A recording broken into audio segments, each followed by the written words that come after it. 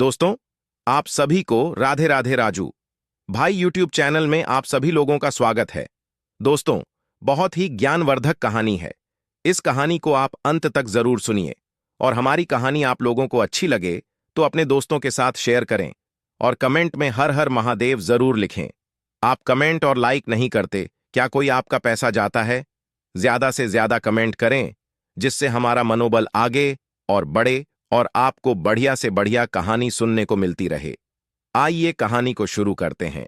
एक समय की बात है, युधिष्ठिर जी ने भगवान श्री कृष्ण से कहा कि जो योगिनी एकादशी है उसके के व्रत की कथा सुनाएं।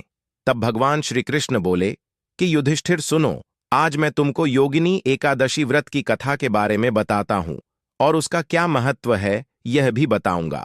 तब भगवान श्री कृष्ण ने कहा कि युधिष्ठिर ध्यान से सुनो। प्राचीन काल में एक अलकापुरी राज्य में राजा कुबेर राज्य करते थे और वे भगवान शिव के परम भक्त थे और हर रोज भगवान शिव का पूजन किया करते थे।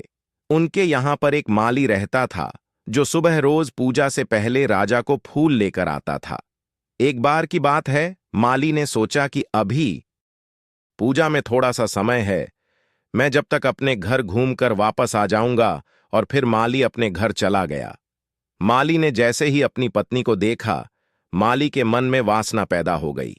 उस समय माली को ध्यान ही नहीं रहा कि पूजा का समय निकला जा रहा है, राजा साहब को फूल लेकर जाना है।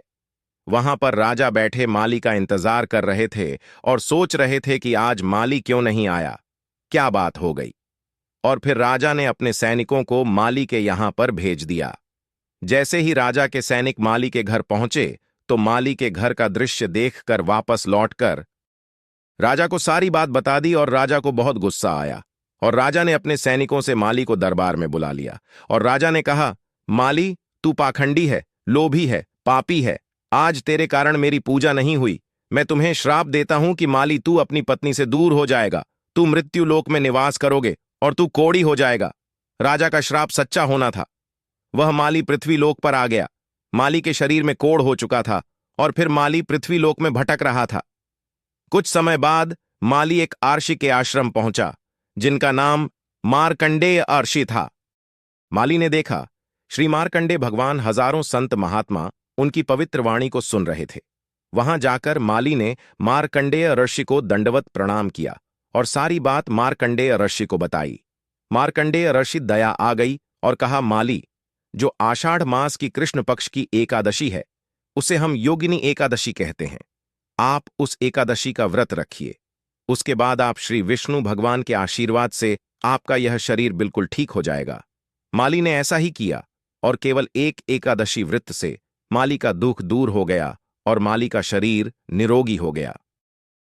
तब मार्कंडेय आर्षि ने कहा कि माली, भगवान शिव की पूजा करने से आपको पुनः आपके लोक की प्राप्ति हो जाएगी। और फिर माली ने ऐसा ही किया। यह थी योगिनी एकादशी के व्रत की कथा। इसे जो सुनता है या सुनाता है उसके सभी दुष्कर्म नष्ट हो जाते हैं, शरीर निरोग हो जाता है और मनुष्य को नारायण के परम धाम की प्राप्ति होती है। आपसे सभी से प्रार्थना है कि आप अपने परिवार के साथ बैठकर इस कथा को जरूर सुनें। दोस्तों, आशा करते हैं कि यह कहानी आपको अच्छी लगी होगी। इसी तरह की ज्ञानवर्धक कहानियों को सुनने के लिए राजू भाई यूट्यूब चैनल से जुड़े रहें और यदि चैनल पर पहली बार आए हैं तो कृपया चैनल को सब्सक्राइब कर लीजिए और वीडियो को एक लाइक जरूर करें। कमेंट में हर हर महादेव लिखना ना भूलें। दोस्तों, आज हमारी पूरी कहानी देखने के लिए आप सभी लोगों को दिल से धन्यवाद।